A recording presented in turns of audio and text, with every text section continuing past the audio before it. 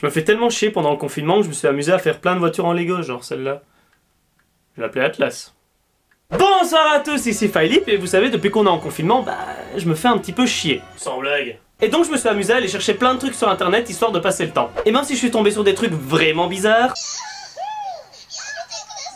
j'ai fait plein de découvertes hyper intéressantes, dont notamment un article listant tout un tas de voitures de course très étranges. Et dans cette fameuse liste, il y en avait des hyper connues, comme la Tyrrell ou la Delta Wing, aka le suppositoire de course, mais aussi quelques autres que je ne connaissais absolument pas et qui valaient vraiment le coup d'œil.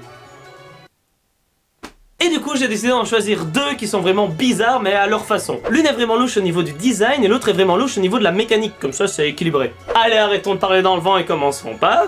Numéro 1. La Eagle Aircraft Flyer Special. Vous savez, parfois certaines personnes ne sont pas vraiment faites pour faire certaines choses. Par exemple, vous allez pas demander à un pédophile d'être un conseiller familial, ou encore à un mec qui a des hôtels de diriger un des plus grands pays du monde. Ça serait totalement con. Et bien ici, un millionnaire américain a cru bon de demander à un mec qui construisait des avions d'épandage de concevoir une monoplace. Alors que c'est totalement l'inverse en fait. Car les ailerons des monoplaces sont conçus pour plaquer la voiture au sol et ont donc l'effet opposé des ailes d'avion. Bon, ça paraît totalement évident quand je le dis comme ça, mais si je le dis, c'est qu'il y a un crétin qui a pas compris le truc. Et ce crétin, c'est Dean Wilson, un fabricant de petits avions états-uniens.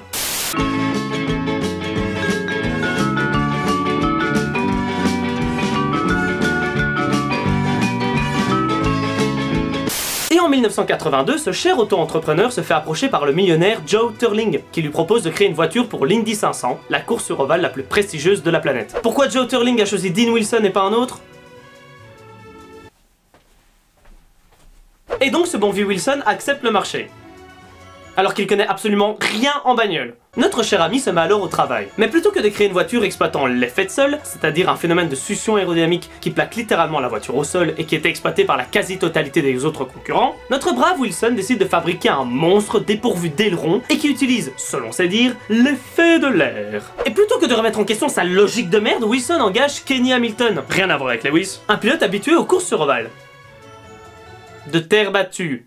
Et avant de se rendre compte que bordel c'est totalement con d'engager un pilote spécialiste de course sur terre alors que le circuit est en putain de tarmac, notre ami ingénieur finit de concevoir la Eagle Aircraft Flyer Special, qui a un nom qui pète la classe. Malgré son look futuriste, c'est juste un énorme concombre de course dépourvu du moindre appui aérodynamique, mais quand même avec un moteur de 730 chevaux dans le dos. Et malgré le fait que cet engin soit un véritable cercueil ambulant, le brave Kenny se mit à son volant afin de suivre le Rookie Orientation Programme. Des essais ayant pour but de s'assurer que la voiture et le pilote sont aptes à rouler sur l'ovale ultra rapide. Et après quelques tours dignes d'un funambule, Kenny rentre au stand pour dire que c'est de la merde. Et malgré le fait que cet enfoiré de voiture ait failli tuer Kenny, ces mécanos décident logiquement de le renvoyer en piste. Oh, ça va, on savait s'amuser à l'époque. Et puis, c'est quoi mourir dans une vie?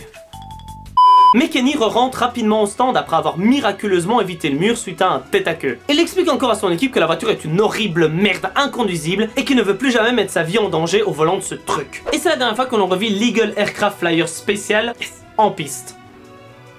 Et c'est en mus, donc Kenny serait tout simplement mort. Et le pire dans cette histoire, c'est que le créateur du truc n'acceptait aucune critique et qu'il était persuadé du bon fonctionnement de son engin, alors que tout le monde s'était rendu compte que c'était totalement inefficace. Comme ton humour. Et au final, notre ami ingénieur a décidé de tout plaquer, et même de laisser sa merveilleuse création à ce bon vieux Kenny. Super cadeau de merde! Tellement un cadeau de merde que le pilote a laissé traîner la machine pendant près de 10 ans dans son jardin. Jusqu'au jour où Ron Hemmelgarn, le patron de Hemmelgarn Racing, mais c'est maintenant! T'es con? Propose de racheter la bête afin de la restaurer avant de l'exposer dans son musée personnel. Et franchement, je lui donne tout mon respect pour avoir préservé un morceau d'histoire automobile. Parce que sincèrement, faut pas juste regarder le bon côté pour avancer, faut aussi regarder les échecs passés, les erreurs, afin de ne plus les reproduire et d'aller de l'avant. C'est tellement cliché comme phrase, on dirait les machins de Just Girl Things. Et la numéro 2, n'empêche que je me rends compte que c'est totalement débile de faire une numérotation vu qu'il y a que 2 trucs, mais bon. La Ferguson P99. Parlons maintenant d'un engin qui est plus bizarre à l'intérieur qu'à l'extérieur, comme...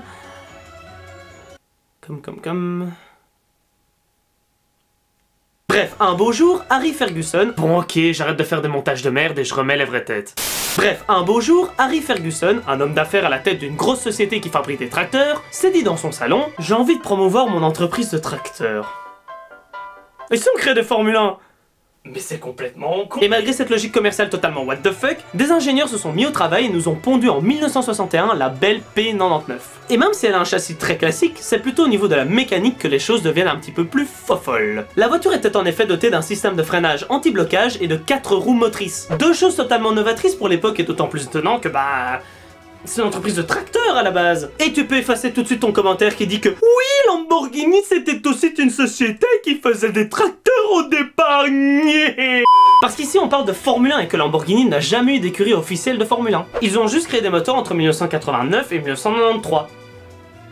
Et ouais, j'avoue que c'est bizarre de se dire que Lamborghini n'a jamais fait de la F1 alors qu'une marque de voiture sans permis, oui. Sinon, pour revenir à la Ferguson, elle ne participa malheureusement qu'à une seule course officielle et se fit disqualifier pour avoir reçu une assistance extérieure. N'empêche qu'il faut noter que la voiture a gagné une manche de Formule 1 hors championnat sur le circuit anglais d'Oulton Park. Oulton Park. Et que le légendaire pilote Stirling Moss a déclaré dans une interview que la P99 était l'une des voitures qu'il préférait piloter. C'est-à-dire qu'un gars qui a piloté des Maserati, des Lotus et même des Mercedes avait comme coup de cœur une marque de tracteur. Et après sa brève carrière en F1, la voiture a été reconvertie dans le championnat britannique de course de côte. Une reconversion réussie vu que la Fergie décrochera le titre de champion en 1964 grâce à Peter Westbury, un anglais multiple champion de course de côte qui a passé la fin de sa vie au Trinité et Tobago. Et je précise ça parce que ça m'a permis de savoir où était Trinité et Tobago. Et c'est en Amérique du Sud. Et c'est finalement en 1968 que la belle Fergie tira sa révérence après une magnifique carrière. On peut donc dire que cette monoplace issue d'une marque de tracteur a récolté plein de succès. Et voilà, cette vidéo est à présent terminée, j'espère qu'elle vous aura plu. Et n'hésitez pas à liker, à commenter, à vous abonner et surtout à partager la vidéo, c'est ce qui me fait le plus plaisir. Et on se retrouve bientôt pour une prochaine vidéo. Ciao.